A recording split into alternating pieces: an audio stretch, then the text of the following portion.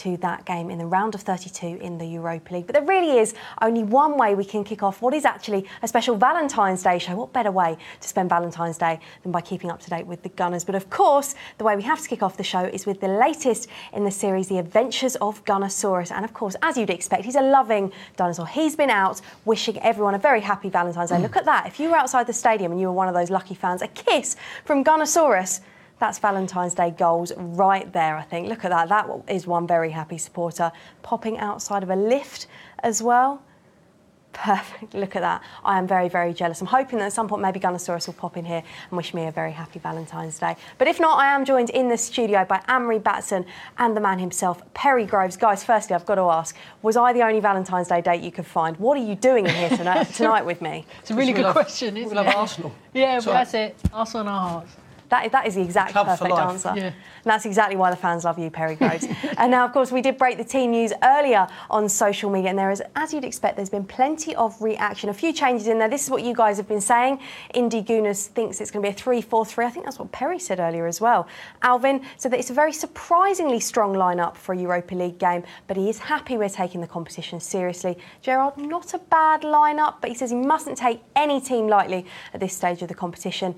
Dylan is talking about Xhaka. A few fans have been saying about this. They're looking forward to seeing his impact, whereas Paul thinks that it's really good that he's back, brings balance to the side. So, guys, Xhaka seems to be someone that a lot of people are pointing out. Perry, for you, what does he bring to this Arsenal side? Are you pleased to see him starting in a game like tonight? If he's right and he's on it, his passing range is very good, because we like to obviously play from the back. He's one of the few we've got who can actually hit a raking ball 50, 60 yards to release the front boys quicker.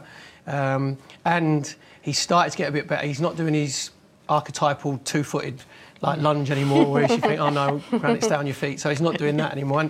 And one of the tweaks there is a bit of balance on the left-hand side. And I think as well, he'll play a little bit deeper, and and Guendouzi will be the one who maybe goes foraging. Anne-Marie, looking at that team, what stands out for you? We talked in the earlier social media thing where we broke the team news about the 3-4-3, the three at the front, Iwobi and Mkhitaryan supporting Lacazette again. Are you pleased to see them kind of be favoured by Unai tonight? I'm really pleased to see Lacazette in the side. We know he's got goals in him, we know he can score, and also he's a dependable player. So I'm really, really glad to see a strong lineup, because we need to build a bit of momentum now. We need to build a bit of confidence, because we've got some crucial games coming up, particularly with the North London derby repeat in a couple of weeks' time. So good to see Lacazette back in the team. I think that will build confidence, and I think we'll see some goals. I'm hoping for a 3-1 win. Look at that confidence already. We've gone early with our score prediction in the studio. So Perry will be coming back to you later, I'm sure, for a score prediction. Now, there's been plenty of news coming out of Arsenal this week, but one big piece of news, it was something we knew was coming. We found out on Tuesday that Aaron Ramsey will be leaving us after 11 years at the club. He'll be joining Juventus in the summer. This is how he broke it on social media with this tweet. And as we expected, loads of very sad fans out there. It's been quite funny, actually, because fans have gone through all the stages, a bit like a breakup, hasn't it, really? We've had the anger, we've had the hurt, and it seems like at the moment they are going through the sadness. Some brilliant gifs going around. Look, not happy. This fan is definitely thinking it can't be true, it can't be true. Unfortunately, though, it is true. Plenty of these. I'm not crying. OK, this just is not the news you wanted on Valentine's Day week. What about you, Anne-Marie? Why do you think this one hurts so much more than some of the other players that we've seen leave the club? Because we've seen the likes of Jack Wilshere, Robin van Persie go, but it does seem like the fans have really taken this one to heart. I agree with that. I think we were talking about this earlier. I think with Jack, we knew that his time was coming to an end. So I think we accepted that. With other Arsenal players who have moved on, they've tried to engineer a move or try to drop hints that they wanted to go on, but not from Aaron Ramsey. He has been a servant for the club. He is a professional on and off the pitch. He's got fantastic work ethic. He's a brilliant, from my point of view, I think he's been a brilliant number 10. And personally for me, I'm really sad to see him go, because he was the person who ended that cup drought when he got that final goal in the FA Cup of the 2014 when we were playing Hull and we were 2-0 down. So for me, I'm really sad to see. I get it. I get why he has to go. And also, actually, to throw in with that, you know, the whole North London derby when we played Spurs, and he was right in the thick of it, because as Perry said when we were talking about it, he is Arsenal, he gets it. And like I said, he's been such a servant. He's got a fantastic work ethic, and I wish him all the best when he goes to Italy. Of course, it's not just his personality. He scored so many huge goals over his time. Perry, how do you see us replacing those goals in midfield? Do you think potentially that is an area we need to strengthen? Of course, this is what Anne-Marie was talking about just then. Really fond memories. I think that's the moment, isn't it? You can't see Anne-Marie right now, but she is crying. I think she's one of those fans. I think you probably were sending in some of those tweets. This one here, right, I was actually going to cane Giroud for being coming down the left-hand side, not in the middle, and then as he crosses, you think Aaron Ramsey's in there. And the goal against Chelsea, I think, is one of Arsenal's all-time great FA Cup goals. Alan Sunderland, I'm a bit older than you two, but Alan Sunderland when beat Manchester United, the winner right at the end as well. But that epitomises about Aaron Ramsey. He would do that in the first minute, and he'd do it in the 91st minute. So his conditioning was really good. Replacing the goals, I think you're looking at the likes of Alex Iwobi, who's been playing a lot of goals, and whoever comes, we don't know who's coming in the close season, who's going to come in and play in that 10. It doesn't look like Ozil's favourite at the moment. So whoever plays in the 10 position has to score you 10 to 12 goals a season. So good luck with finding one of them. You'll probably have to spend, I don't know, 60, 70 million quid. But with Aaron Ramsey, I think he's been through a lot as well with Arsenal. You know, he had the horrific injury, didn't he, with Ryan Shawcross. Showed massive mental strength as well as physical strength to come back.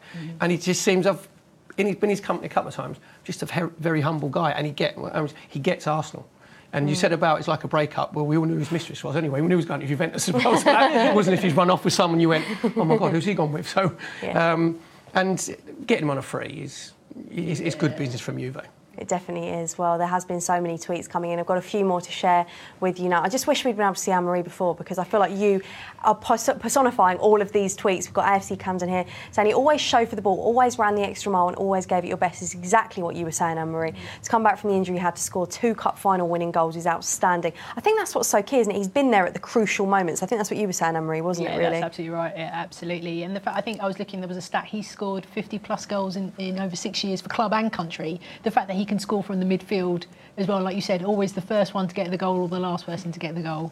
I mean, that is top status for me. It certainly is. Let's take a look at some more of your tweets, and they just keep on coming. Barty said, I'm just sad things had to end this way. Not even angry. This is like a full-on breakup. We'll always cherish the 2 FA Cup winners and the amazing 2013 season. Ali says, Aaron Ramsey hitting the winner in the Europa League final would be a fitting end, honestly.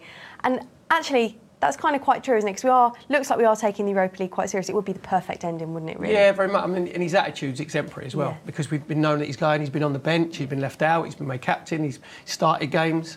And I think that tweet there, when you break up, you're not angry, you're just really disappointed. That's even worse. When someone tells you they're disappointed, you want some emotion, don't you? Want someone to say, I hate you, or I'm angry with you, or you go, no, I'm just really disappointed. That's nothing worse than being disappointed. Exactly. Nothing worse than disappointed.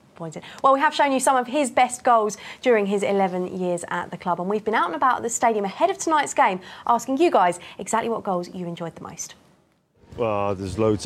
We were talking earlier about the CSK Moscow with the backflip with the heel, so there's lots of goals. Obviously the FA Cup final goals, and yeah, good memories. Sad to see him go, but I wish him all the best. 2 cup final winning goals, especially against Chelsea. He got a very good goal once, a 20-yarder in front of the North Bank against Liverpool, about 3 or 4 years ago, I think. You there for any of those? Yes, all of those. Yeah, so therefore the home goals, most of the away goals, the cup final goals. Be a bit sad to see him go. He's obviously still a good player, because you only have to look at the teams who are looking after him. He scored in the final, and his celebration was like Lion Brady. Like there was like a yellow T-shirt, and he felt like in his like star. Yeah, that was the best moment, I think. It's difficult because the first one was after we'd had a few years without a trophy, so that broke the duck. But obviously the final against Chelsea was probably our best performance in a cup final. So it's hard to tell. It's like saying which is your favourite child, isn't it? Well, he certainly does leave us with some incredible memories. Not only is it being compared to a breakup, but it's also being compared to favouring a child. Yeah, everyone certainly does seem to be favouring Aaron Ramsey at the moment. Now, there has been loads of reaction on social media, but some fans have actually been saying that life does go on. Look at this one from someone that's actually got their Twitter name in the name of Patrick Vieira. So I hope this is a wake-up call for Arsenal. Let's not get in this position again where we allow our stars to leave on a free. Andre says, can we please stop crying over him? This is the friend you need in a breakup, isn't it? He was a great player and a club legend, but just because he's leaving, we have to move on. We will survive. It's about results, not favourite players. Perry, do you kind of subscribe to that view that yes, it is sad, but we have the confidence in what Unai is doing that he will replace him, or he knows why he's letting him go. Yeah, no one's bigger than the club. I agree with the tweet from before. It says we can't let our star players run their contracts down. Let's be honest, no one really cares if it's a player who's not regularly in the team or an average player who's allowed to go. So I get that completely. And you've got to trust Unai Emery. And everybody knew that it was going to be a slower process by a new era coming in. We've seen it on the pitch, the way he would like to play. Maybe we can talk about like defending's got to get a bit better, but it will be Unai Emery's team at the start of next season. So you've got to trust his judgment. Well, we are going to move on now to our second talking point of tonight's show, clean sheets, something you guys have been talking about a lot on social media as well. It did look like we were going to keep one against Huddersfield, but obviously at the death that was taken away from us. So let's have a look at some of the best reaction. Now, some of these are quite funny. So we are seeing the funny side of it. Look at this. This is someone reminding what a clean sheet looks like, a piece of paper. This is personally my favourite because I am a big fan of The Lion King. What's a clean sheet, Dad? We don't know, son. We're Arsenal fans. A bit dramatic there. Maybe Arsenal trying to keep hold of a clean sheet. I think some people suggest that's what the defence looked like at the end of that game. And this one in particular can't find a clean sheet anyway. Anne-Marie, let's kind of look at this a bit more balanced, maybe. Are we blowing this out of proportion a bit? I don't think we are blowing this out of proportion. I think this is a major issue. I mean, I don't want to hark back to the old times, but Arsenal was famed for having a very strong back line, and we have missed that for the last 5-10 years. And I think for me personally, you know, it's great getting the win, and I know Unai Emery subscribes to that, and he said secondary is keeping a clean sheet. But for me, if you have a clean sheet, it shows you haven't got any weaknesses, you can't be exploited. And the fact that we haven't kept a clean sheet, a team will look at us and go, actually, we know there are certain points at the back which we can exploit. It's not even like, for example, that the door has been left a little bit ajar. It's like it's been blown wide open over the last few weeks or so. And I find it to be a major concern. Well, one man who certainly knew about keeping clean sheets, he talked about us being famed for clean sheets once, was, of course, Nigel Winterburn. He was actually in this very studio for the coverage of the Huddersfield game, and it's safe to say he wasn't too happy at full time. Let's take a look at his reaction. Until you get the mentality that conceding a goal is not acceptable, we're always going to concede a goal, if that makes sense. And I'm going through this game in the second half thinking, oh, well, this is a bit boring. There's not much happening, but at the end of it, it's a 2-0 victory, it's a clean sheet, it builds confidence. And then all of a sudden, we let the goal in, and then there's a little half shot at the end. I think the game, to be fair, the game was in control. But you have to get the mentality that over my dead body do you score a goal. And we just... I'm just frustrated. Yeah. We should cut straight to Perry Groves right now because he's having a good laugh at that reaction from Nigel Winterburn.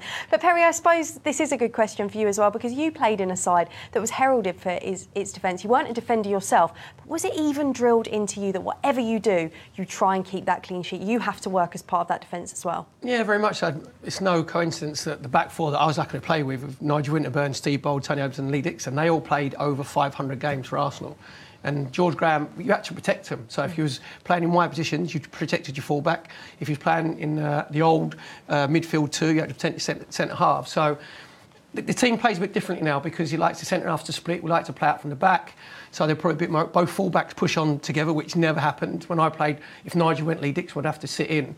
But it's the mentality and the psychological effect you have on the team you're playing against when they know that if you score... then it's game. When you said we could be on a pitch, if we scored, you could tell them visibly shrink and think, that's game over, we ain't winning, we ain't scoring two. So there's a big psychological advantage because we're playing at the moment, and what Anne-Marie said, everybody's saying, do you know what, this team gives you a bit of a chance. They give you a bit of a chance, so keep going. Especially now in Europe, clean sheets, I know we've kept the last 5 clean sheets, which is great. The goals can cost you because you can draw twice and you can go out. Do you know what I mean? So I think I think I'm a bit old school. I'd rather see us win a boring 1-0 regularly. 37 goals conceded. That's a too high a figure for Arsenal, surely. Yeah, and it's for a team of our stature, not to have kept a clean sheet all season in the Premier League isn't acceptable. But it's not just the back four, it's not just the back three, it's everybody thinking about danger. And the only one who's made a massive difference is Torreira coming in. He actually thinks about danger. What if we lose the ball? But our mentality, which has come from Arsene Wenger, is it's all gone forward. Everybody wants to go and attack. Sometimes I'm sitting watching going, whoa, chaps, calm down a little bit. If we lose it here, we're 2-on-2 or 3v3. So maybe a little change in mentality. Well, you guys may be a bit frustrated, but some fans have just been saying, do you know what? A win's a win, which it is true. Did win that game against Huddersfield, another 3 points on the board. And they've also said here, this is a very good point, that they have improved their results against the bottom 7 teams. No matter what you think about that performance against Huddersfield, winning was important. Kieran has also said it was a great win. 3 points is 3 points. Top 4, we are coming. Let's go. Anne-Marie, I want to come to you about this because we've just talked. Perry said he's old school and he's talked about the Arsene Wenger days and stuff. Or just old. I didn't say that. You said that. Do you think now there's a change in the way we as fans watch football potentially? Because before it was all about maybe there was more emphasis on defending and stuff, whereas now we all want to see this incredible football, maybe because of what's happened at Liverpool and Manchester City and their managers? Yeah, absolutely. I think that, the era of having Guardiola and now Klopp has brought that advent of a change of what is the modern game, and the modern game nowadays is A, we want to be entertained, and B, we want to see goals. I still go back to those days of when Sir Alex Ferguson was in charge of Man United. It was, as we know, it was such a fortress there, but it was still entertaining because it was so good to see how they kept the ball out from getting into the back of the goal. And I miss that. Today it is fantastic to see how forward Liverpool go. Those first 20 minutes they're out the block and they're attacking all the time. Fantastic. But you've got to be able to back that up. And I think certain teams like us are not being able to do that. And I think that's where the frustration goes. We need to have our own identity rather than looking at what Liverpool and Man City do. What are we doing as Arsenal? What is in our DNA, You know what I say about the entertainment? There's a lot of new football fans. Yeah. Football now is entertainment. It used to be football. You've got stadiums now, they're football grounds. I would say to the football fans, Arsenal fans, do you want to see your team in a real entertaining 4-3 home defeat, where it's you attack, we attack like basketball, or be boring and beat Man United, Liverpool 1-0? I know, again, because in the long run, that's how you progress. So it's a good argument to have. Well, that's a question maybe we'd like to see you answer on social media. If you do have an opinion on that, I'm sure Perry would be interested to see what you think. Make sure you do tweet us. Now we're going to move on to the In Case You Missed It section of today's show. And all I'm going to say is we just saw Nigel Winterburn getting pretty angry after we considered that late goal against Huddersfield. It's probably quite good that there wasn't a TV in the studio. Check this out. Now, I'm not saying this is how Nigel reacts when we do lose, but this is a Marseille fan who actually smashes up a TV every time his team lose. Not only is this crazy, it's also pretty expensive. Perry, I can imagine that you are an angry man if things don't go as you like them to on a football pitch. What's the angriest you've ever been after a defeat? And I'm also guessing we wouldn't see you smashing up a TV. I couldn't afford to, having laughed. Probably the angriest I've ever been. Obviously, you're angry when you get beat. But probably with Anders Limpar, and I think we're going to talk about that a little bit in a minute. It was a penalty situation that arose, and teasing a little story there. And I wanted to grab him by the throat and hang him onto the clothes peg. So, as you did. Yeah, I think it goes with the angry redhead, stereotypical. I think that's what it is. Well, another story that has caught our eye this week is that there is a French 6th tier side, Avant-Garde Sienese, who let fans make decisions like team selection and formation, all things like that. It's like real life Football Manager. This is absolutely crazy. I mean, I'd love to go to a game and see kind of how it all pans out. Anne-Marie, have you ever left an important decision about yourself up to someone else? No, I'm more the other side. I'm more procrastinate. I take time thinking about it, and then I'll make a decision. But I've never left an important decision to somebody else. Maybe, obviously, when I was a child, up until the age of 18 probably, and then after that the shackles are off and I can make my own decisions after that. But no, I haven't. Nothing. You want your destiny in your own hands. Yeah, exactly that. Another thing we also noticed, and a few Arsenal fans had a suggestion this maybe wasn't right. Chris Sutton said earlier this week that Virgil van Dijk is the best player in the world. I don't think he quite means the best player in the world. He said it was the best Dutch player in Premier League history. Now, I'm a bit confused because I think he's forgotten about a certain someone. Anyone remember this guy? To be fair to Chris, bless him, he does come out with some rather sort of, I was going to say stupid, that'd be a bit harsh, a bit rash statement. So he probably got home, didn't he, and thought, I don't think he's the best Dutch defender. Jaap Stam was a better defender than him over a longer period of time. Yes. If it said he's had a major impact on Liverpool and he's the reason they can win the title at the moment, then happy days. But I think he probably got a little bit carried away. He's probably been watching Celtic someone and got a little bit carried away. It doesn't sound like him to get carried away, does it? No, bless him.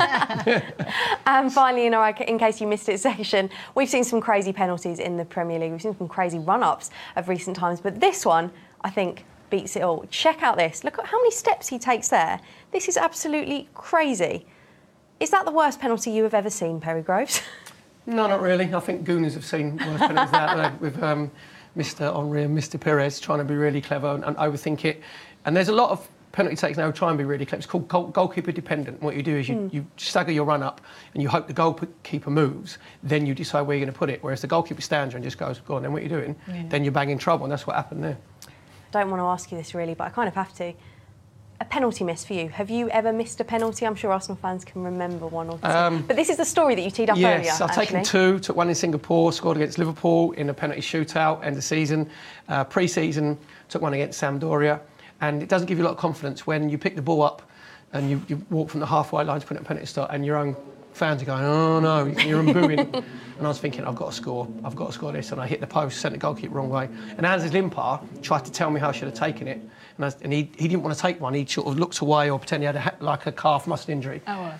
And I said, you can go and have a wee in the centre spot if you wanted to, and the crowd will sing your name. And you're trying to tell me how to take a penalty. And that's when I got hold of him.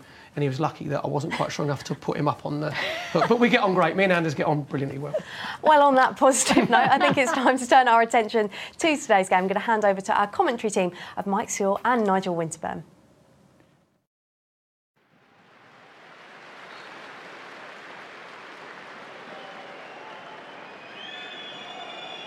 The two teams showing their respects for Emiliano Sala and pilot David Ibbotson. Salah, of course, Cardiff City striker, only 2 days after joining the club, lost in that tragic accident over the English Channel.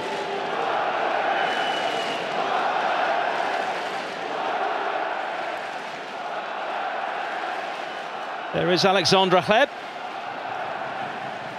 38 this coming May, still going strong in what is his 5th spell at Bate Borisov.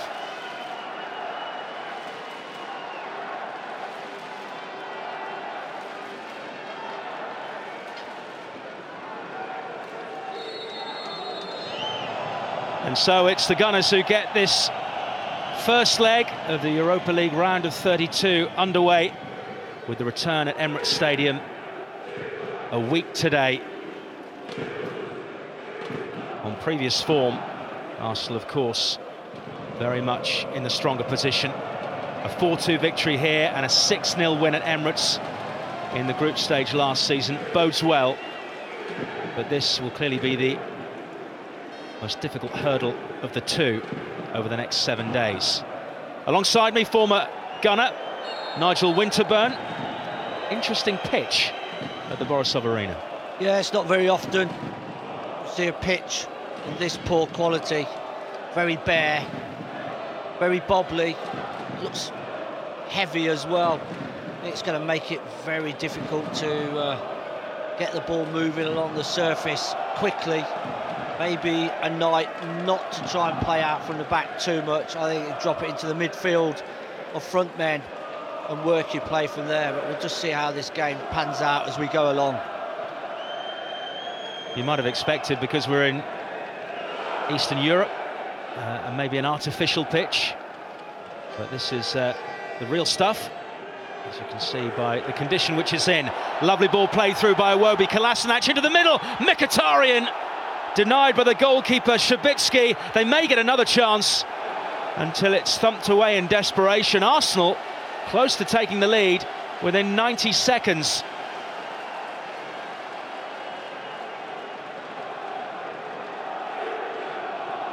Well, it's lovely play by Arsenal. Iwobi with the ball inside the fullback, clashing up with a little cross. Mkhitaryan simply has to score anywhere, any side of the keeper. Keeper makes himself big, Shabitsky, but Mkhitaryan has to score. Promising start, nonetheless, from the Gunners, as Maitland-Niles finds Guendouzi.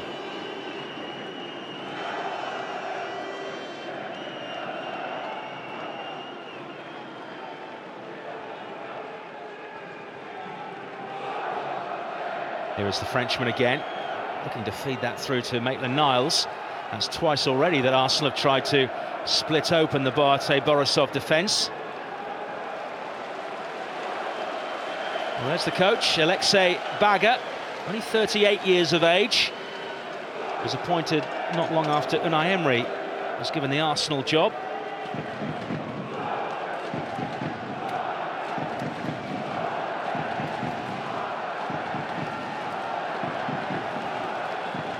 There is Stasovic, a player which Arsenal will need to keep tabs on as ball moves into the Arsenal half.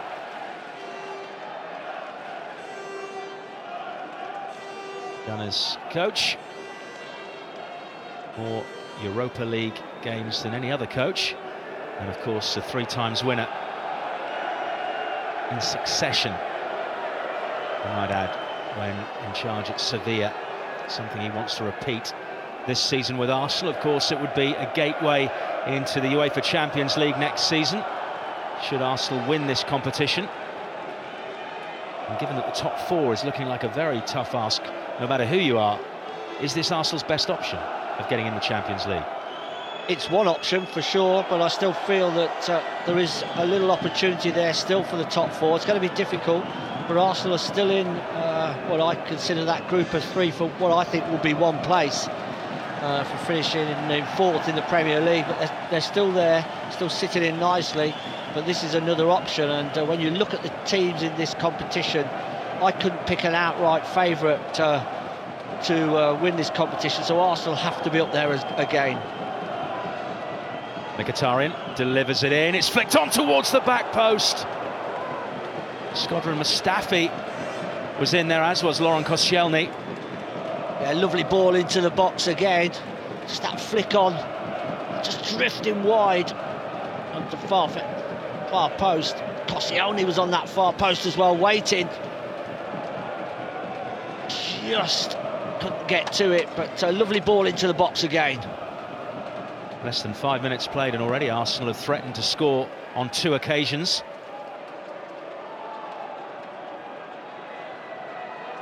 They were a goal up within 9 minutes when they were here last time, back in September of 2017. Theo Walcott got proceedings underway. Arsenal were 3-0 up by the midway point of the first half, before going on to win 4-2. Stasovic battling away with Ainsley Maitland-Niles. Well, I was just thinking we could already be 2-0 up. Arsenal just need to keep this approach, this positive approach. Loads of space out in the wide areas.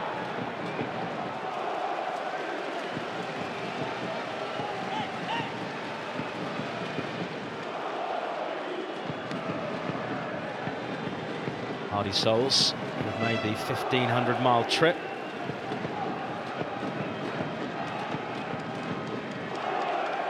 Mustafi had that chance a moment ago, just loses his footing on this very bobbly surface. Here's Henrik Mkhitaryan. Delivers it in towards Lacazette. Kleb momentarily hesitates.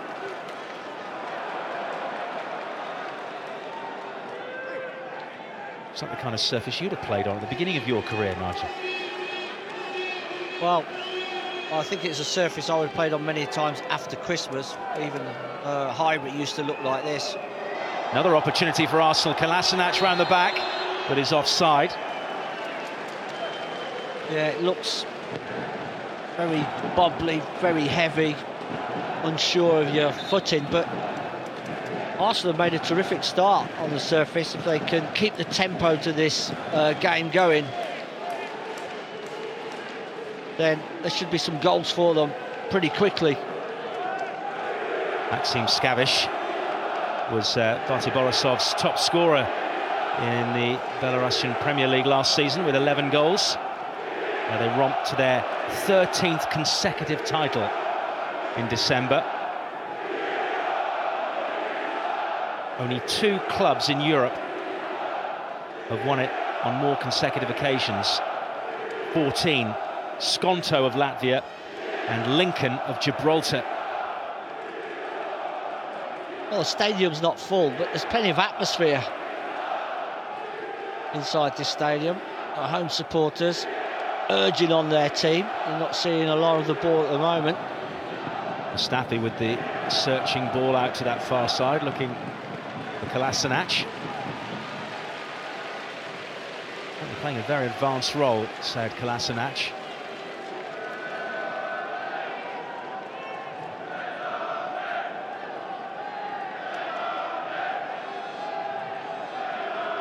Dusi then loses his footing, and away goes Skavish. He's down under a challenge from Granit Xhaka, and we have our first yellow card of the night. It's taken only 8 minutes in coming. I think Xhaka is a little unlucky with the yellow card so early. Let's see here. It was initially a mistake by Guendouzi, and then Skavic is away, and Xhaka just runs into the back of him. Referee feeling that may be cynical. The fair way out, the free kick.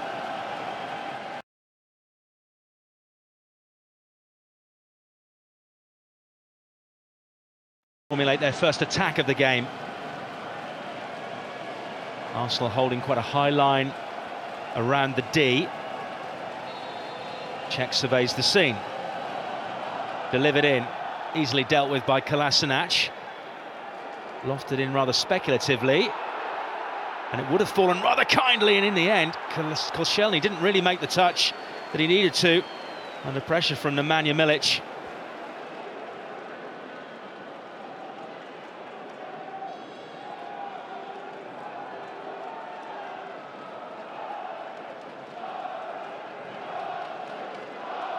Nine and a half minutes played in Belarus. Bate 0, Arsenal 0.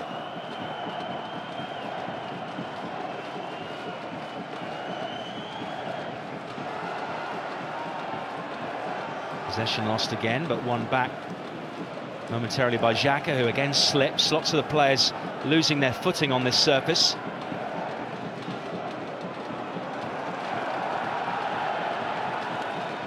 Rather strange, given that Bate's season ended in December, but the pitch is in such bad condition. Obviously their winters are much more severe than ours. Well, I think to a pitch like this, it's roll those balls down the sides and the centre halves, inside the fullbacks, get them turning. Lacazette in the channel there, he's got support from Maitland-Niles. Now Guendouzi. Maitland-Niles once more.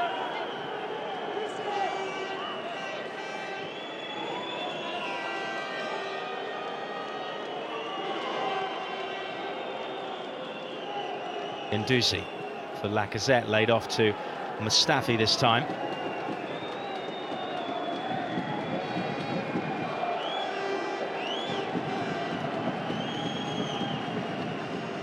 Alexei Baga played most of his career for Bate. Won 2 league titles during his time, and then went on to become the assistant coach before getting the job last June. Here come Arsenal again. Iwobi's in there, the goalkeeper just about gets it away, and even though the ball finds its way into the net, Arsenal win the corner kick. Yeah, good play by Arsenal again. Little ball in behind, Iwobi making the run, little block. Goalkeeper's all ready to ground, but then just stretch out his arm. Shabitsky pushes it away for a corner.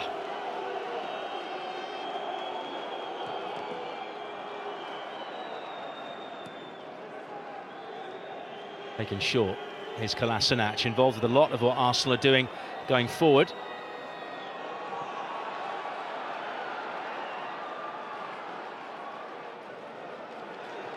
Early ball over the top, looking for Skavish, laid off.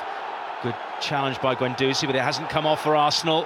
Pushed out wide by Milic. Skavish on the run here. Milic in the middle. Czech did just about enough. It was a fierce effort coming in from Maxim Skavish.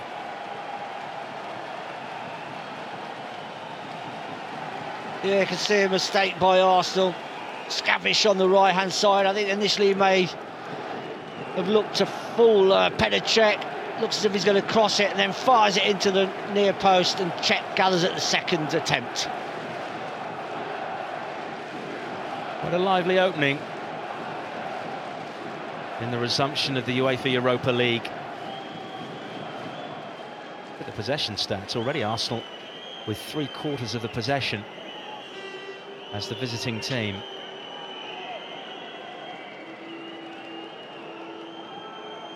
Shelny for Guendouzi.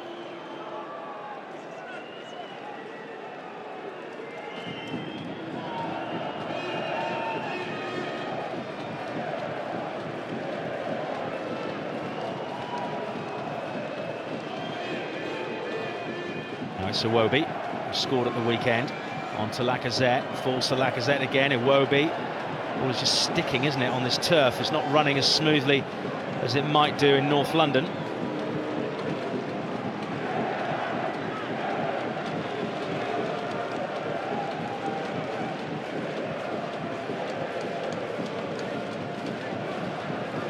Played forward, but the touch from Lacazette is asking a bit too much of Iwobi.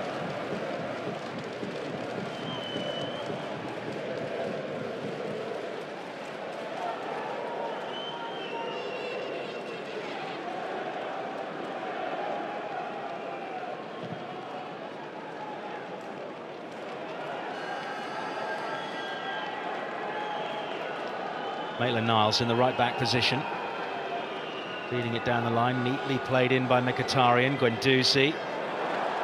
Lost though, picked up by Filipovic. And the distribution is poor. 2014, 2015 and 2016. The 3 successive years that Unai Emery was victorious in the Europa League with Sevilla.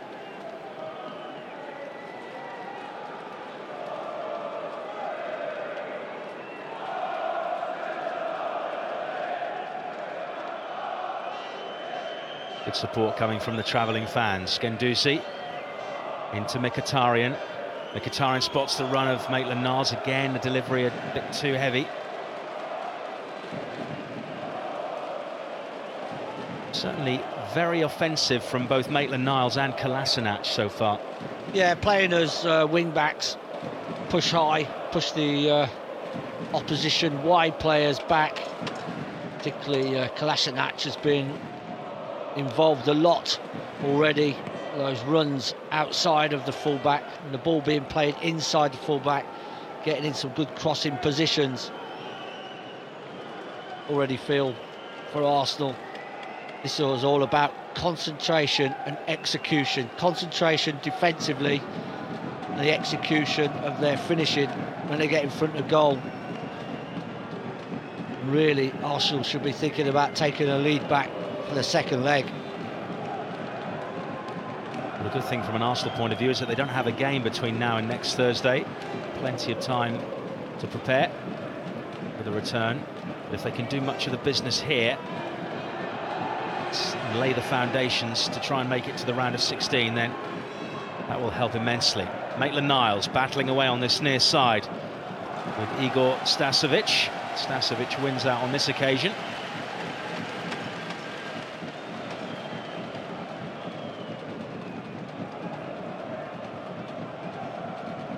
Alexander Filipovic, one of several Serbian players in the Bate squad.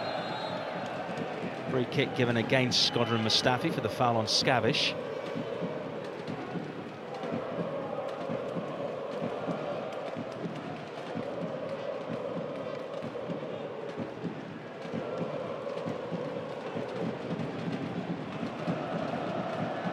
Bate actually finished second in their group behind Chelsea in the autumn. They were 7 points behind Arsenal's Premier League rivals in Group L, and they lost home and away to Mauricio Sarri's team. Someone called Olivier Giroud scored in one of the games.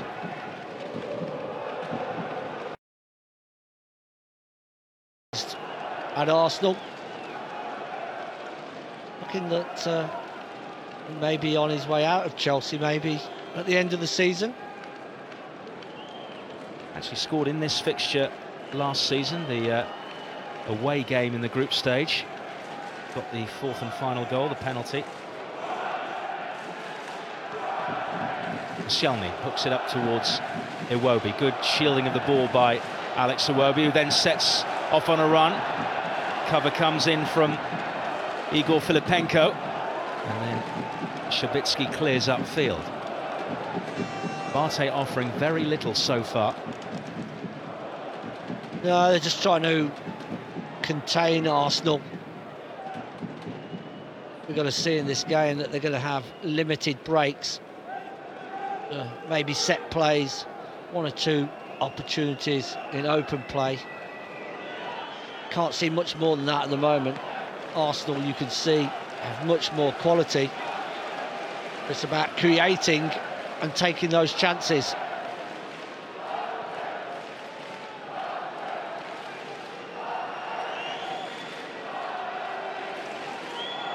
Mustafi into the feet of Mkhitaryan. Now Maitland-Niles.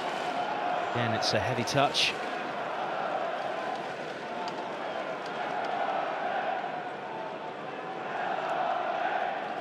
Alexander Lacazette, 12 goals this season in all competitions.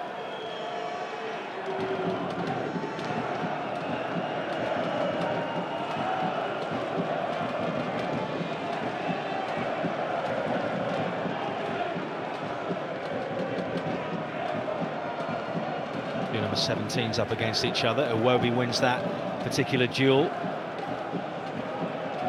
Mustafi coming forward. Almost 20 minutes played in Belarus. Bate Borisov 0, Arsenal 0, but Arsenal have had 2 good chances and almost all the possession as Lacazette nearly manages to break through. Trying to barge his way through the Bate defence.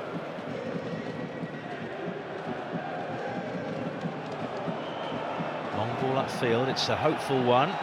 Mustafi just gets enough to it.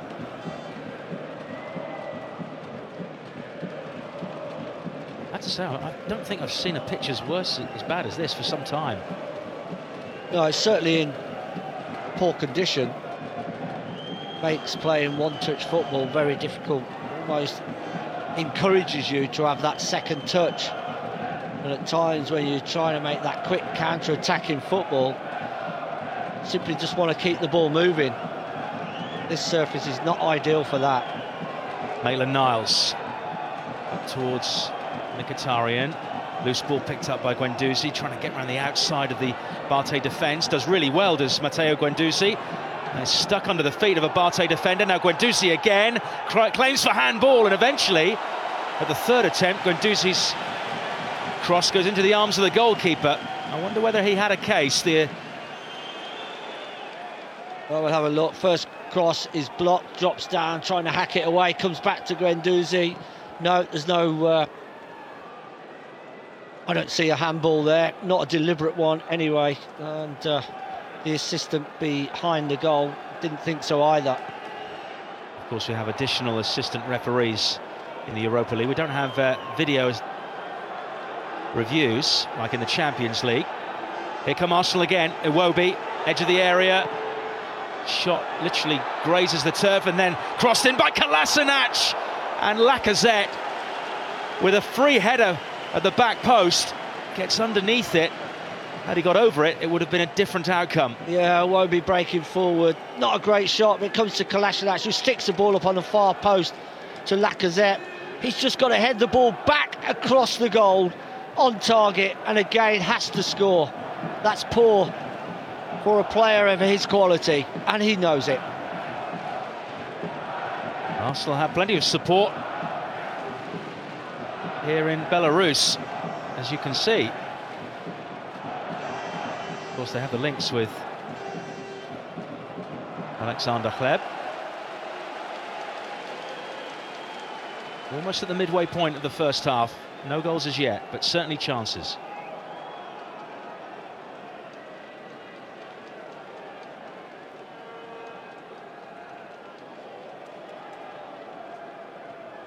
Flicked on is Skavish. Plays it back into the area. Oh, that's a good turn. Crossed into that near post by Igor Stasovic. Well, you can see right, Stasovic Got the record for the most assists in the group stage. Yeah, this is a lovely little turn inside of the box and then fires it towards the near post. I think it's Milic on the near post. Sticks out his leg, drifts it wide of the target. Corner kick, which Stasovic takes. Not the best of deliveries. Bobbly ball to the near edge of the 6-yard area. Covered at the back by Filipovic. Shabitsky quite a way out of his goal. Lacazette picks it up. Arsenal will try and counter here. Guendouzi, space out wide on the left for Kolasinac if needed. Tell you what, you need 3 touches, let alone 2, to get the ball under control here. Depends how good you are. Mkhitaryan. Maitland-Niles lays it off. Here's Xhaka. Now Guendouzi. Would he have fed it through early to Kolasinac? No foul on the young Frenchman. Away come Bate on the break. Down that far side. Covered by Monreal, but only momentarily. Now it's with Hleb. His ball is out towards Skavish. Skavish trying to twist his way around Laurent Koscielny. Hleb again. Filipovic, and now Stasovic. The Bate captain wins another corner. Yeah, Bate Borisov just coming back into the game a little. Still feel that there's going to be plenty of opportunity for Arsenal here. Bate Borisov is showing that they may be able to create 1 or 2 chances as well. Stasovic with the corner. 20 minutes left of the first half. Alexei Baga watches on. Stasovic with a better delivery this time. All the way through to the far edge of the penalty area, where Rios tried to drive it back in. Here he is with the second chance, but Iwobi easily outwits him. Early ball over the top, looking for Mkhitaryan. It is going to be picked up by the Armenian if he can keep it in play.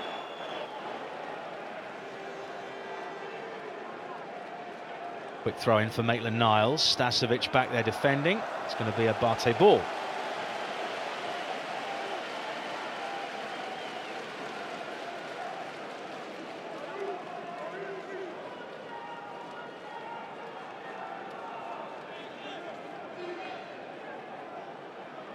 Bate have never made it beyond the round of 32 in the Europa League.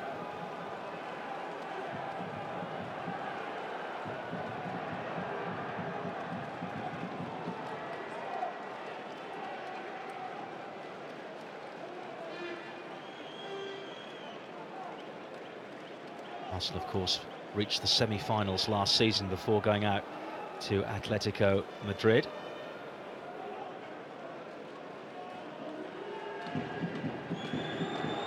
Guendouzi, early ball over the top for Lacazette.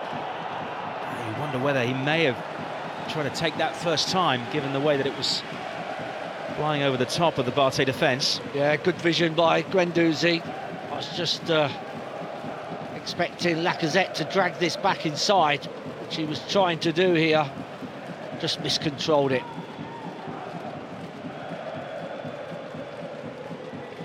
Maitland-Niles.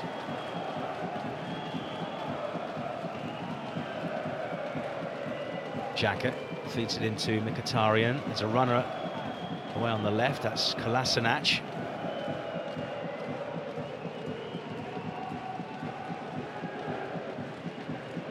Xhaka again, up to Iwobi. Plenty of yellow shirts to try and get beyond. Good idea from Iwobi, just a pass a little heavy. Nevertheless appreciated by the coach.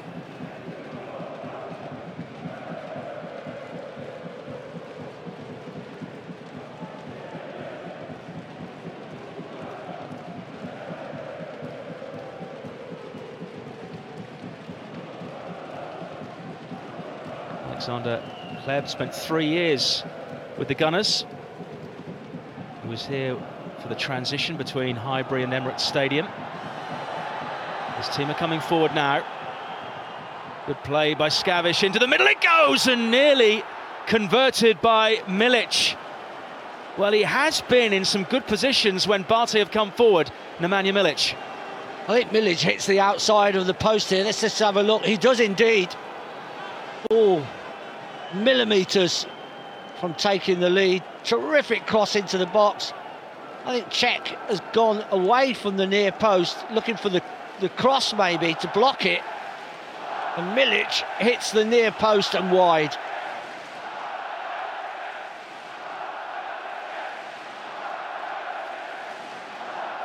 Bate certainly coming back into the game, which has been dominated by Arsenal.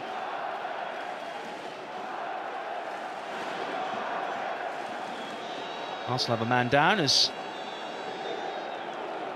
substitutes Suarez and Aubameyang watch on.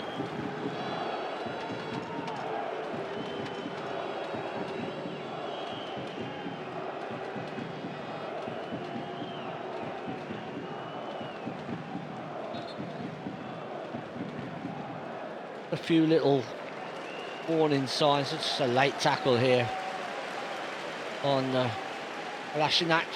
It's a foul. The referee didn't deem it to be, but it certainly was. But Arsenal just got to get their concentration back here.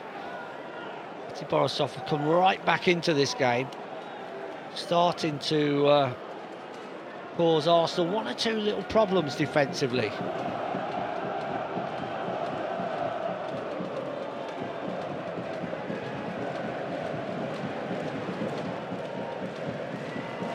Bate Borisov did actually start last summer in the UEFA Champions League, but went out at the playoff stage. That's the final stage before the group stage at the hands of PSV Eindhoven. In fact, after their first 4 group games of the Europa League, it didn't look like they were going to be at this stage. They only picked up 3 points, but then won their last 2 games to finish second behind Chelsea. Arsenal, of course, well, comfortably out in front in their group, 5 wins and a draw.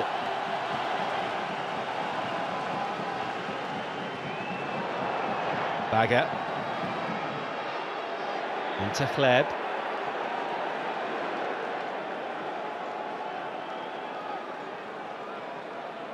Milic, who moved out to that far side, just prodding it forward. Now puts Guendouzi under pressure.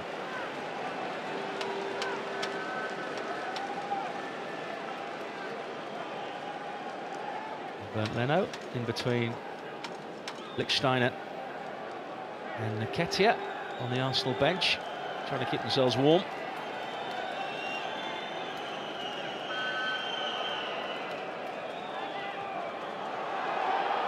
Stasovic, away by Kolasinac. Chance for Arsenal to move away with it. Maitland-Niles. Mkhitaryan running ahead of him. Lacazette to the left. Here is the Armenian. Mkhitaryan in to Xhaka, first time. Guendouzi. 2 options to the left. One of them being Iwobi. And then a misunderstanding between him and Lacazette. We've gone past the half-hour mark and still Bate 0, Arsenal 0. Arsenal could have been at least 2 goals to the good. Well, they should have been early on. Sensational start by Arsenal. Could quite easily have been a couple of goals ahead. Since then, I feel that Bate Borisov have come back into the game, could have scored themselves, but still feel that Arsenal will be very, very disappointed if they don't come away with a victory in this game. Stasovic almost looking to run straight through the Arsenal defence. Now it's out wide to Dimitri Bagger, younger brother, in fact, of coach Alexei. Forward towards Stavish, out by Monreal.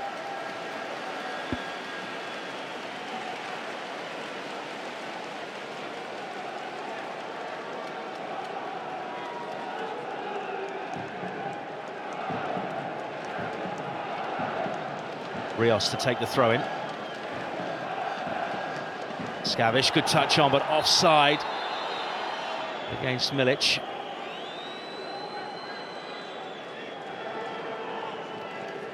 Yeah, you can clearly see well offside. Easy decision for the assistant.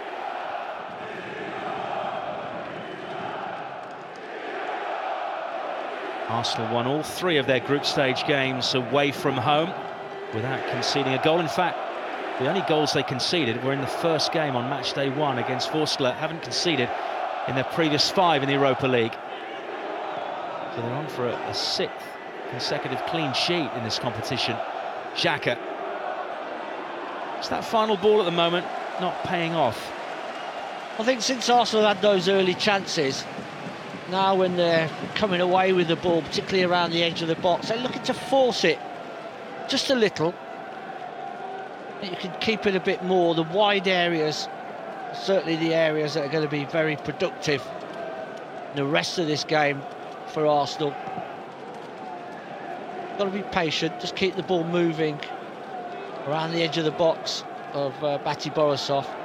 Don't give them a chance to intercept, and then just be very careful with that final killer pass that Arsenal are looking for. Just being a little bit wasteful at the moment.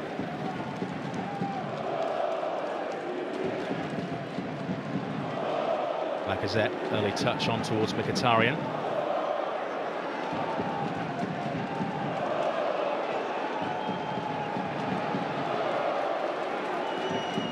Interesting to see the role that Hleb is playing tonight. Doesn't involve the yardage that he used to cover as an attacking midfielder for Arsenal. Much more central. Really, at the age of 37, almost 38, he's not going to be able to be deployed in that attacking midfield role. No, just when this game's going on, if you look to the centre circle, you usually see Hleb standing around there looking to pick up the ball, just keep it moving forward. Obviously he hasn't got the legs that he used to have. He was a good dribbler of the ball when he was at Arsenal. But, credit to him, he's kept himself in good shape.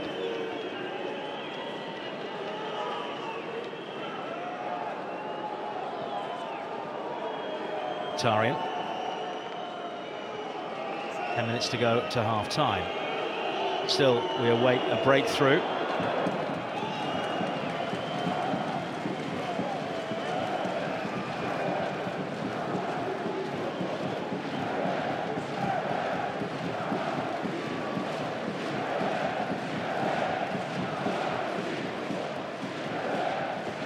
In the round of 32 last season, Arsenal overcame the Swedish club Östersund over 2 legs, 4-2 on aggregate. They lost actually at home, having won 3-0 away.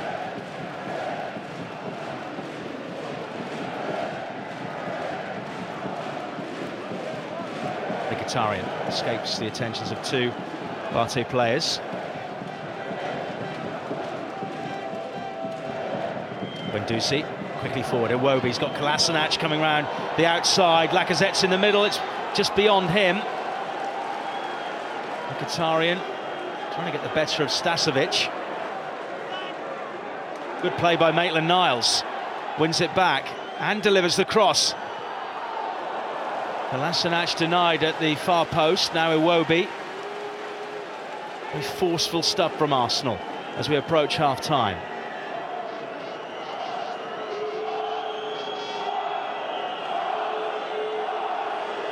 Iwobi, in it goes, away again by Bate. Stanislav Dragun with the clearance.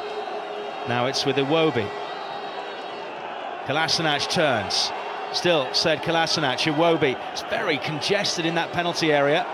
And eventually Hleb releases it to Stasovic. And away goes the Bate captain. Is there enough support for him? Well, there's your answer. Well, they were defending so deep, Bate Borisov, but then when they had the break on, that little final pass in behind, just wasn't anybody quick enough to make up the ground.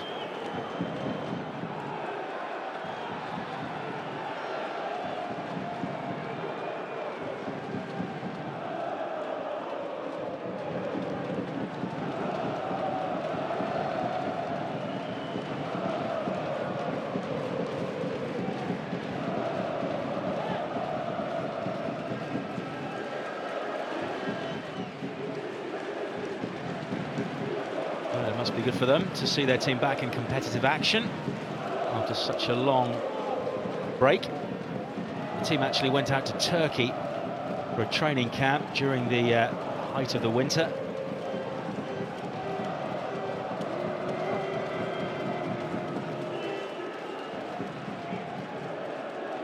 Xhaka for Arsenal. Now Guendouzi. Kolasinac just holding his line in that position on the left. Good turn by Henrik Mkhitaryan. Threads it towards Maitland-Niles. Goes towards the far post. More in hope than expectation. Still Maitland-Niles keeps it alive for the Gunners, but in the end, on this sticky surface, the ball gets stuck under his feet. Now Mkhitaryan. Two options in the middle. Still Mkhitaryan. Lacazette.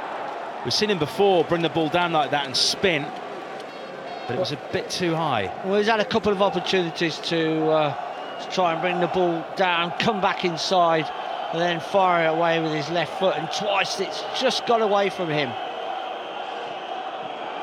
Can Arsenal make a breakthrough before half-time? Wouldn't be undeserved. Xhaka's got to be a little bit careful here. I'm going to go at the assistant referee on the near side. He's already been booked, remember. Lagun, who went over. Have another look. Xhaka here. Just slipped. Slipped over on the surface. As well, initially the referee didn't give that. Then changed his mind a few seconds later.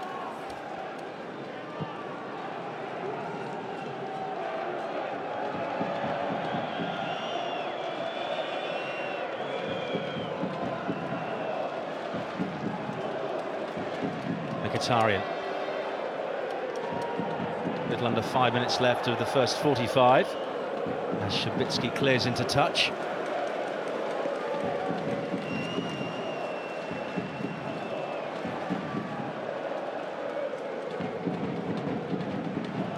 He won't want his team to have to do all the work next week at Emirates Stadium. He'll want them to go back, at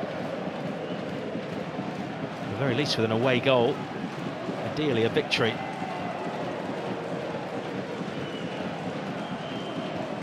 Lacazette prods it out wide to Mustafi, the right winger. It's a good cross as well by Shkodran Mustafi, all the way through for Kolasinac. Can't find the target. Delivery was excellent from a player who's not a recognised wide man. Yeah, good ball by Mustafi. Lacazette is in there. Comes to Kolasinac on that far post again. He doesn't need any encouragement to fire this. Well wide of the target, though. Just wonder if Unai Emery is now becoming a little frustrated with his Arsenal team in terms of chances created, but they haven't taken one. I always remember George Graham and Arsene Wenger saying to us when we played European away games, you must score, as it puts so much pressure on you at home. Xhaka for Guendouzi. Certainly their performance has warranted at least a goal. No any prizes if you can't convert. Monreal for Kolasinac. Heavily involved with all Arsenal's offensive play during this first half. The ball has spent the majority of the time inside Bate territory. Mustafi again out wide on the right here, and he's won his team a corner. Or at least he thought he had.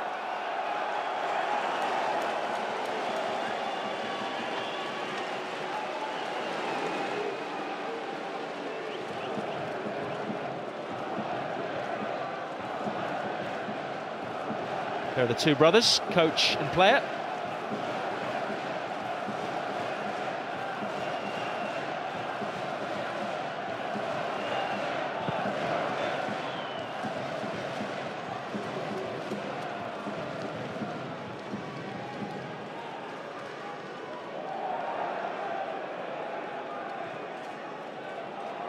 Lifted over the top. Skavish, who's hugged this right touchline for much of the first half, goes down and wins a free kick. Seemingly rather tamely. I think it was a foul. It was by Monreal. Gavish looked for the free kick and got it. Good position for Bate Borisov to be in late in this first half. Rise in expectation from the home fans. Czech has had very little to do. Just mainly that chance at the near post for Milic, which grazed the outside of Czech's left-hand post. They've had a couple of opportunities, shown that they are capable of putting Arsenal under some pressure. Filipenko is forward, the Bate centre-back, Stasovic with the free kick. Referee wants players keep themselves to themselves. Stasovic then, delivery's not bad, and it's flicked in and headed in! Stanislav Dragun gives Bate Borisov the lead, completely against the run of play, but the perfect time to score. Czech, who's had so little to do, is beaten, and Arsenal trail in Belarus. Bate 1, Arsenal 0.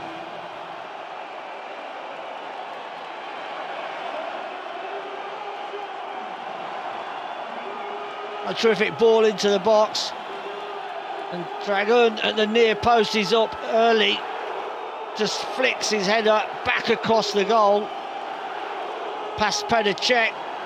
It's a terrific header. I'm not sure whether Cech could have done better with this, whether he misses it or whether it evades him going into that far post. I'd love to see that again, but it's 1-0 to Bate Borisov.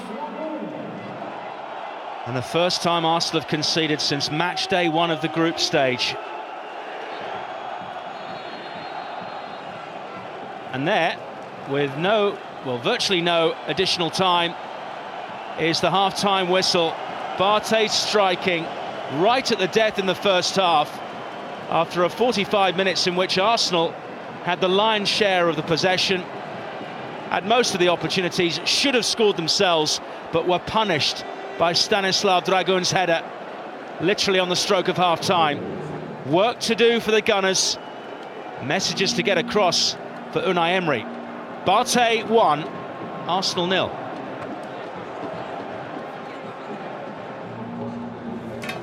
Well, a frustrating end to that first half here. Bate taking a late lead over us out there. I am joined in the studio by Anne-Marie Batson and Perry Groves. I've got to come to you guys and ask you for your initial reaction to that, because it certainly didn't look like we were going to be going in at the break behind, did it, Perry? No, it didn't. We started off first 20-25 minutes playing really well. The passing was good. And we had the big discussion earlier on in the show before we went watching the game about clean sheets. And I said, I'm old school. I think they're worth their weight in gold. And all that was a lack of concentration. Nigel said in commentary that we just sort of stepped off for about 10-15 minutes. You have to say, Lacazette's at the near post with Kolasinac. Kolasinac doesn't come himself any glory because he's the one who should be attacking the ball, doesn't attack the ball, and then Dragun obviously puts them 1-0 up against the run of play, but that was just total lack of concentration.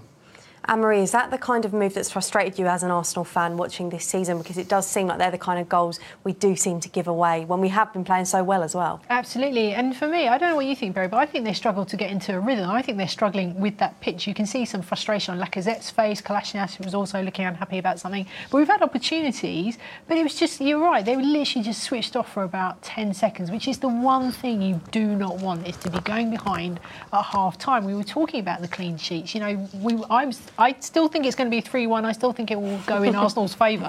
But it was just an easy goal for Borisov to get. It's disappointing. Yeah, it is, because it's a bit zonal along the 6-yard box, but it's to make sure you attack the ball. Obviously, Lacazette has gone over his head at near post, and then Kolasinac has got to make sure that he gets in front of Dragun so he doesn't get a clear header. I mean, exactly what's happened.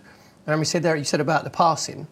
I was getting a bit frustrated. I know the pitch is very difficult and it's a little bit bobbly, But because of that, I think we're taking a touch too many. We're taking 3 and 4 touches where, especially against a team like Bate, you should be playing 1 and 2 touch where possible to move them about quicker because they haven't played since December. They've been in Turkey having a training camp.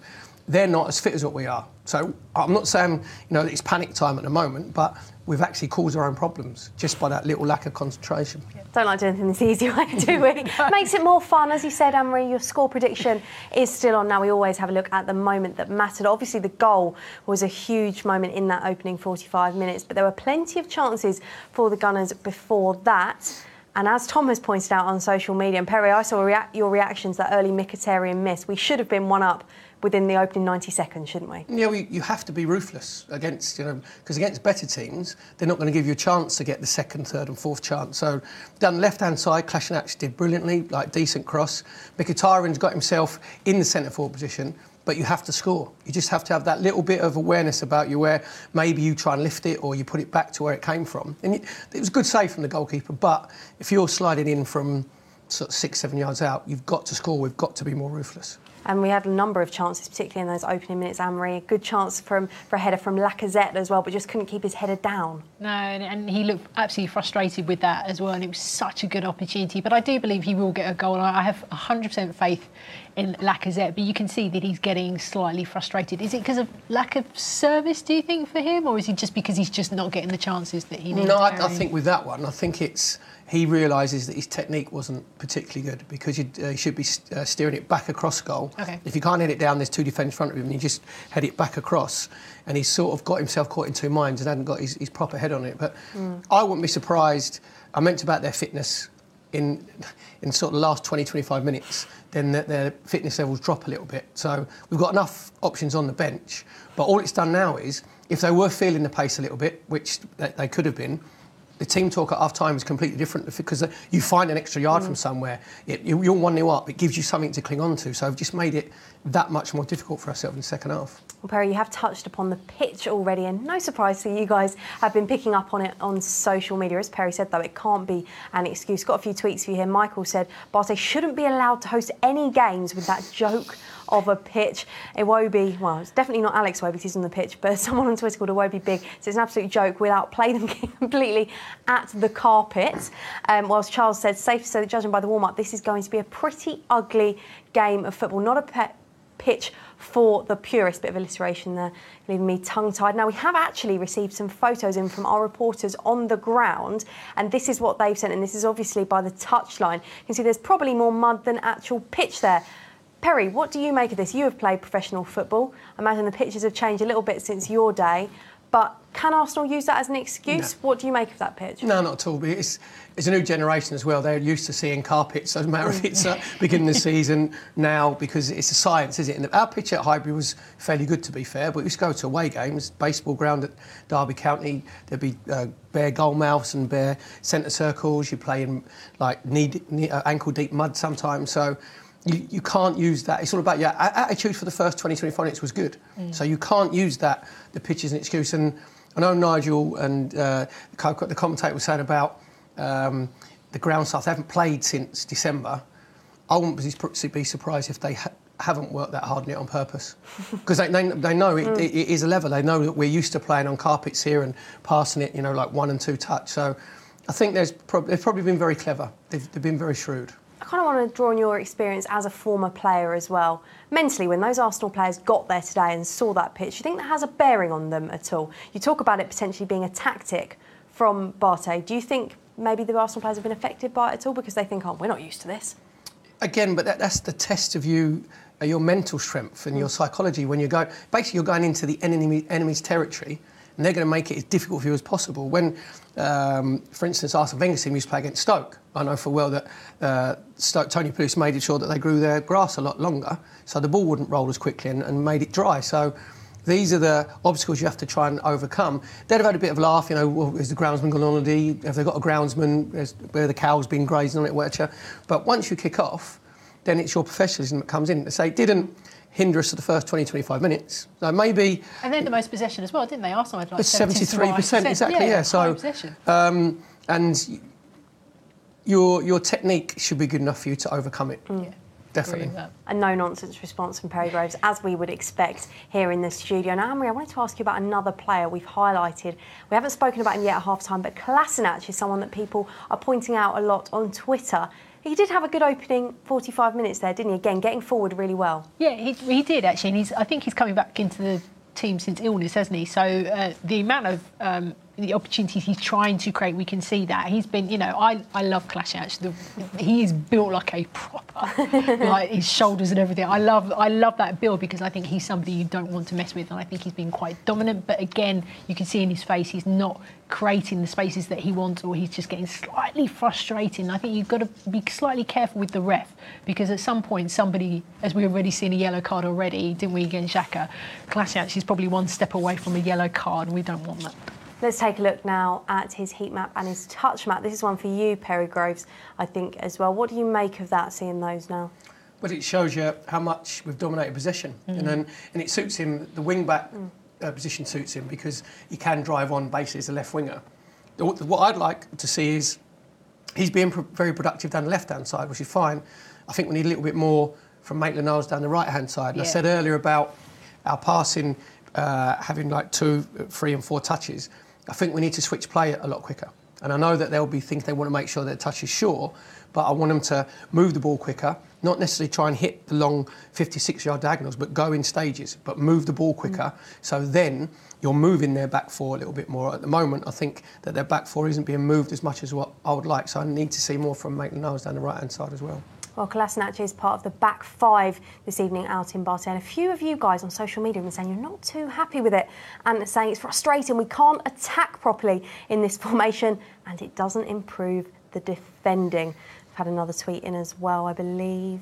So it's slow on the system. Oh, no, that's the only one we've got. Sorry, bit of miscommunication there. What have you made of it, Perry? Because we talked, I know you both, when we kind of first got the team news through, we were trying to work out if it was a back 4, back 3, how he was going to go. Do you think it does work as a back 5, back 3, whichever way you want to look at it? I think with the personnel, it definitely works, because we talked about Kolasinac. I don't think he's comfortable when you play a flat back 4, so that means then he doesn't play and then Monreal goes out and plays there. I don't think the first half is anything to do with the system at all. It's a lack of ruthlessness in the first 20, 25 minutes. Let's be honest, if you're finishing as top quality, then you're 2, 3 up and the game is finished. So I'm not sure it's about systems, but we've got obviously Aubameyang on the bench who's ready to come on, Suarez is ready to come on. And when you're bringing those impact players on, that's when I think Bate will start dropping a little bit deeper, so we've got to be even more crisper in our passing.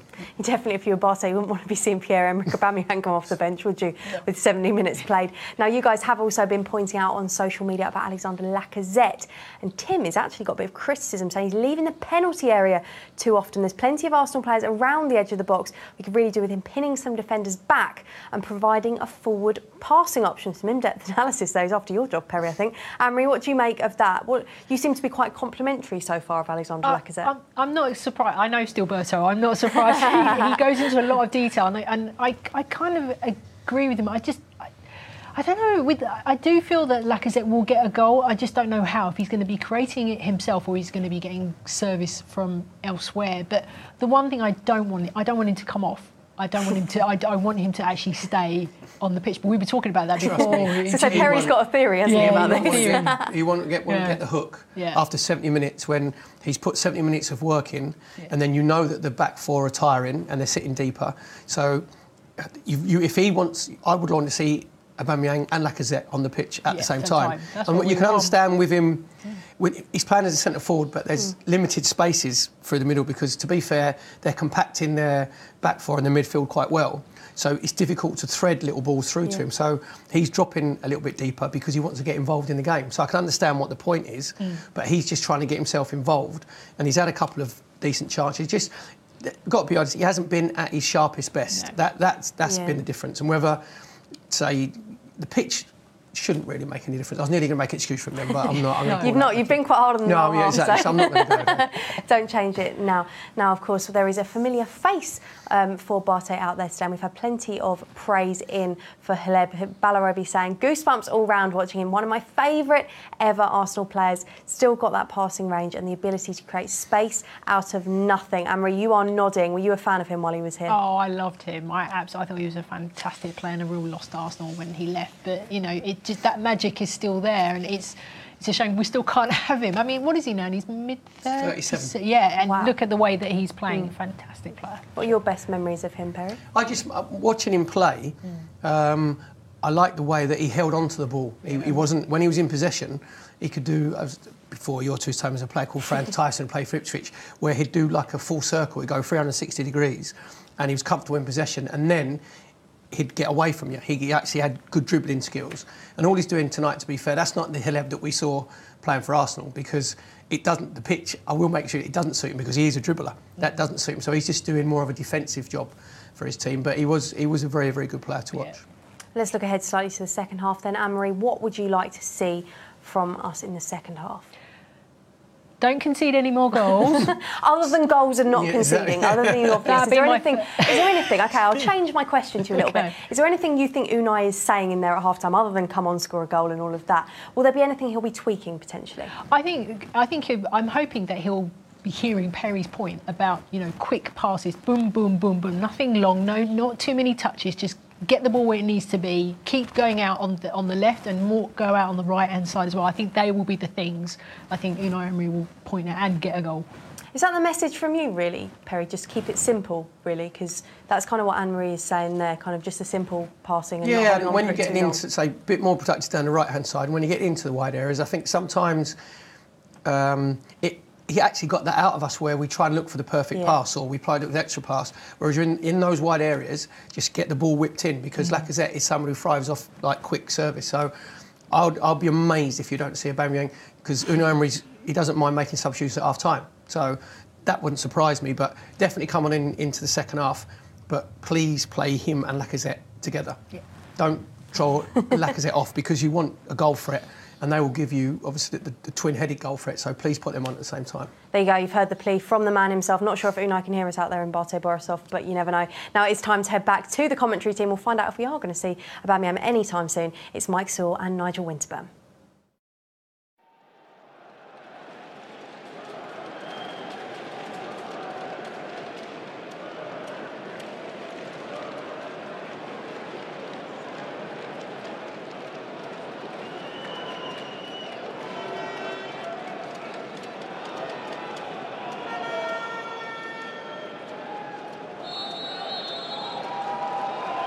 So it's Bate who get the second half underway, having given themselves the lead just before the half-time interval.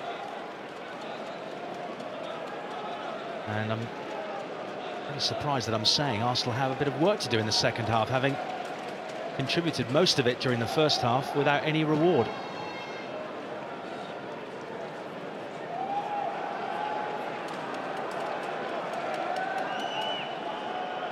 Space for Mkhitaryan. Levers it out wide towards Maitland-Niles. Iwobi charging down the middle with Mkhitaryan. Lacazette also there. No changes made by Unai Emery or Alexei Baga during the break. Monreal for Kolasinac.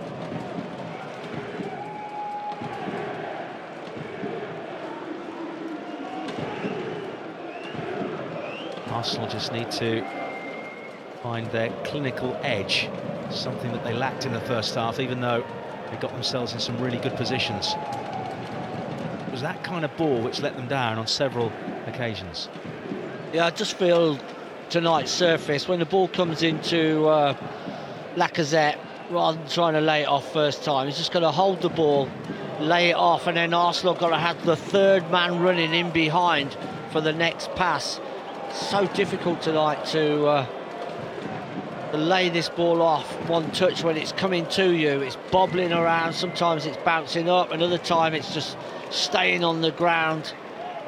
That's a lovely ball played by Iwobi. Kolasinac, the corner for the Gunners. They have managed to split the Bate defence 2 or 3 times in this game. Particularly with Kolasinac down the left-hand side, been very productive. Particularly, as you said, in that first half, with the ball inside the full-back or the wide player, and Kolasinac running onto it. Corner delivered. Mustafi looking to direct it towards goal.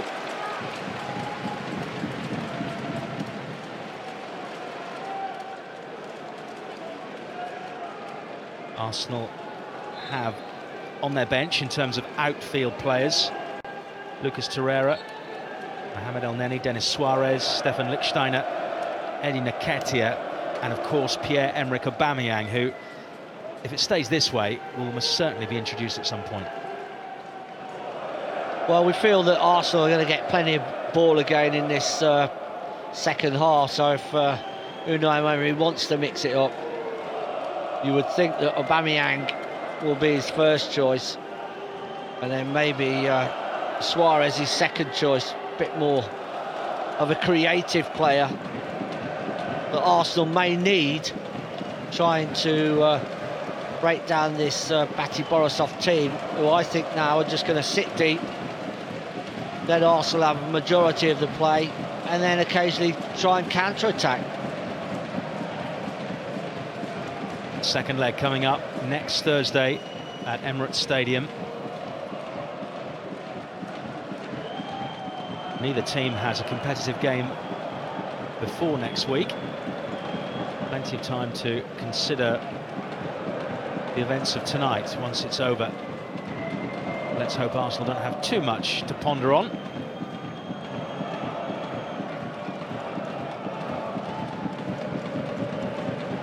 Monreal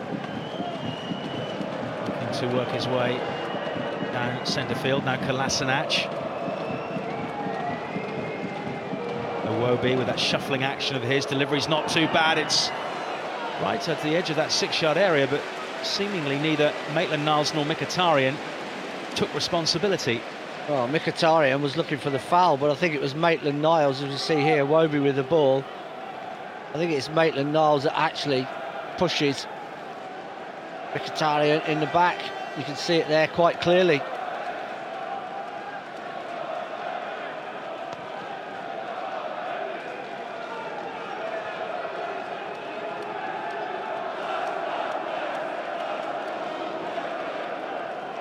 Maitland-Niles has it now.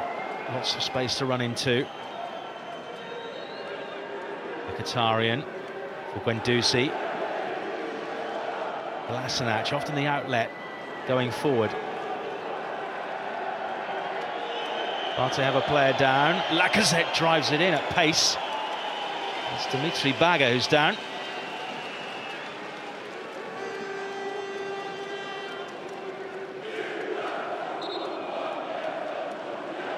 Clash of knees, I think, with Lacazette. Yeah, you can see it quite clearly. Lacazette goes to turn. Baga takes one right on the kneecap.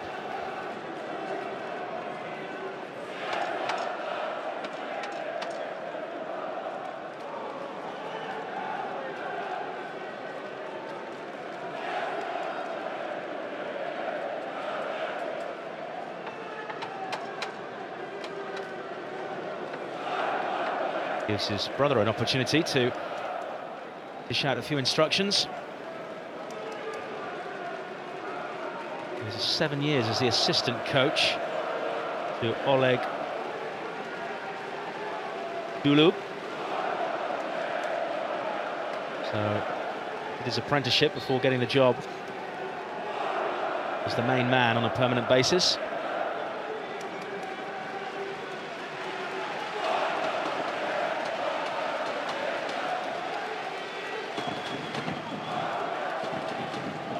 Bate, as you can see, in no real hurry to get on with things. Try and slow proceedings down. Baga's back on the pitch.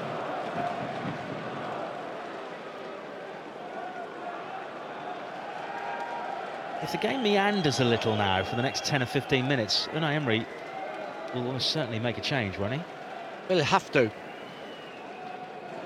I mean, I feel, and I've talked about it all night, that as the away team, Arsenal need to bring an away goal back to the Emirates, particularly now that Bate Borisov have that lead as well. Arsenal now almost got to press and force the play. I just feel they need to try and lift the tempo. Just keep stressing. Extremely difficult on this surface. Not easy. Iwobi's doing his best to increase that tempo, and he wins the corner kick off Milic.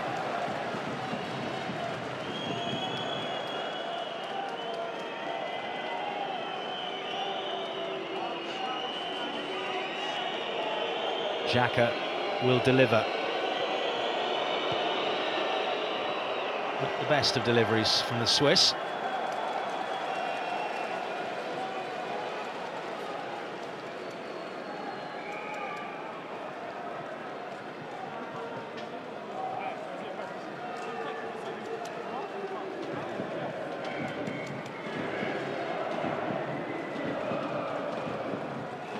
Maitland-Niles into Lacazette, who's got company. Igor Filipenko. Just now looking at this Arsenal team, who's going to produce that little bit of individual magic or produce the pass that's going to cut open this Bate Borisov team? Maitland-Niles.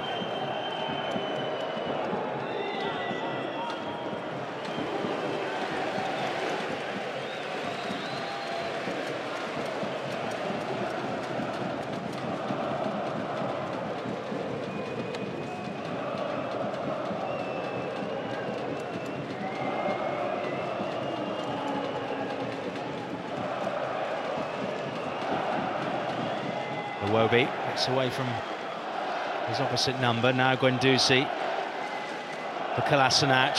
So many yellow shirts in the penalty area. Almost the entire Bate team. Even the goal scorer's back there. Arsenal again working this ball to the left-hand side, but so crowded inside this box. It's almost impossible to find a way through.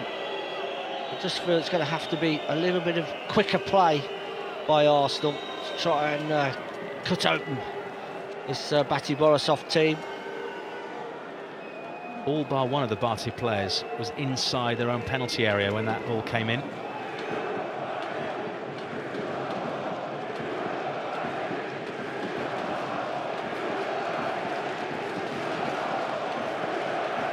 Guendouzi, Iwobi can face goal, maybe even get a shot away. No, it's Kolasinac, tees it up, and there he is!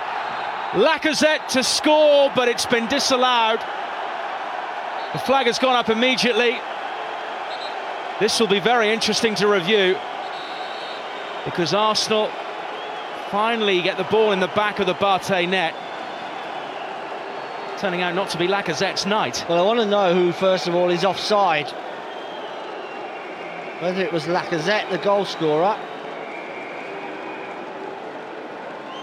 Well, not offside here. Kolasinac is not offside.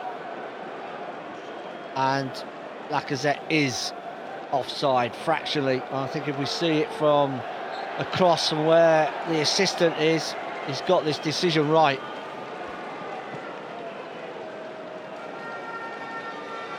Of course, maybe what we needed there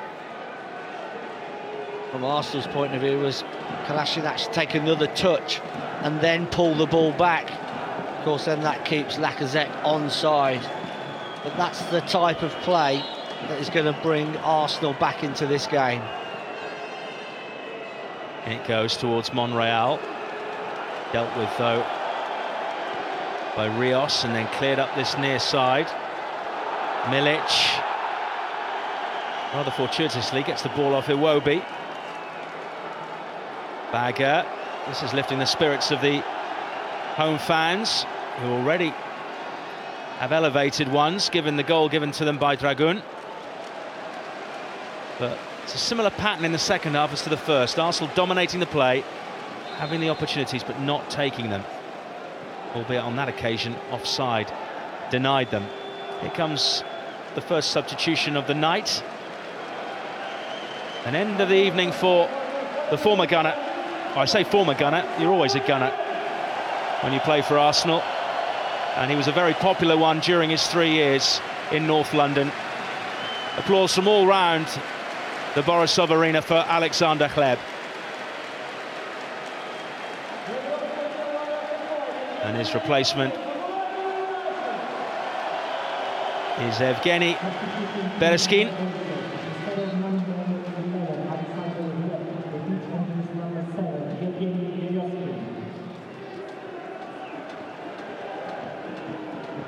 Great swap in central midfield.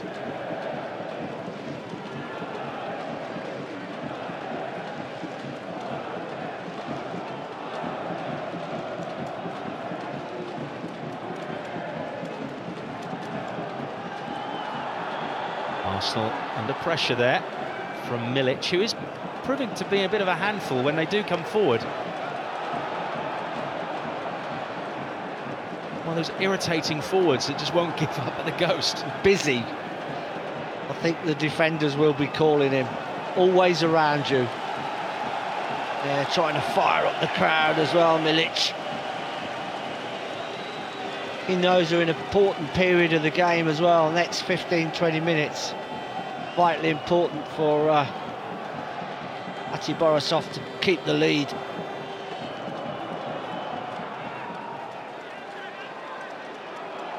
Feel if Arsenal do score in this next 20-minute period, they'll be looking to go on and get a second goal as well. No mean feat for Bate, given that they've not played a competitive fixture for 2 months. Arsenal, of course, have been racking up the games in that time. So the question is, does that make you fresh or make you leggy as you move into the last 15 minutes of the game if you haven't had a competitive game for a while? Staffy, the player on the run there as it goes out of play on the far side of the field. Just short of the hour mark, Bate lead through that Dragun header just before half-time.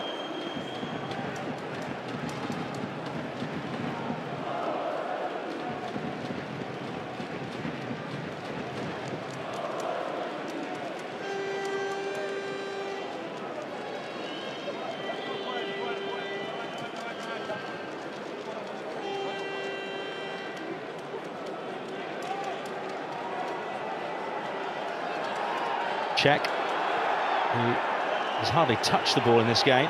He picked it out of the net for the goal. Other than that, I don't know, half a dozen touches maybe? Maximum. Now, here's Stasovic, long-range effort, which Czech can only palm away off this bobbly surface. Arsenal defence caught out. Good effort by Stasovic, good little touch. Just dips in front of Czech.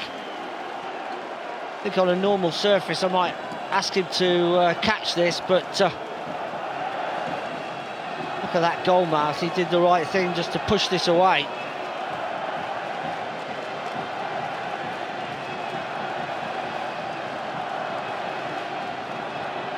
Milic, Filipovic, offside against the fullback. Free kick to Arsenal. Just going back to the fact that Bate haven't played for 2 months. Arsenal have played 13 games. 13 competitive games in the time that Bate have been on their in their close season, so to speak. Yeah, I think Unai Emery would probably tell you that Arsenal have played too much. Then Bate Borisov, on the flip side of that, would have maybe liked a couple of games. Be very interested as we move into the last 10-15 minutes whether Arsenal can lift the tempo and ask some more questions of Bate Borisov, having known that they haven't really played competitively. Will their concentration dip a little, just allowing Arsenal to come back into it? Granit Xhaka over the top for Kolasinac. Iwobi, neat touch from him.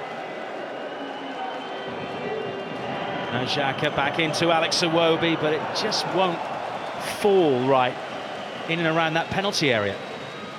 Just bobbling away, isn't it? On that final touch where Arsenal are trying to set it up for the shot. And it's just the surface. He's thwarting them a little bit at the moment. Down goes Mkhitaryan, referee just waves away any protest. There weren't really any from the Arsenal players. You could see that Mkhitaryan lost his footing. Filipovic has actually come off worse. Well, it wasn't a foul, was it? Mkhitaryan just evades the challenge. and then I think just loses his footing. As you can see it on the surface, over he goes. He'll be very lucky there to get a free kick. Landed on the back of Filipovic.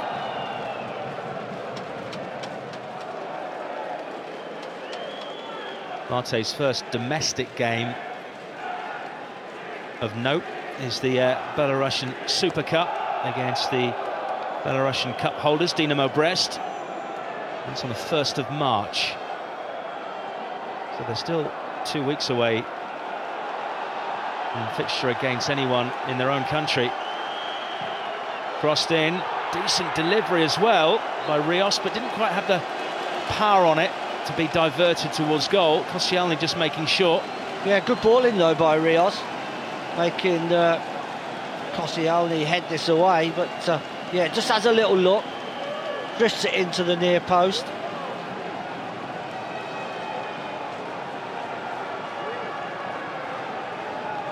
Almost 20 minutes played in the second half.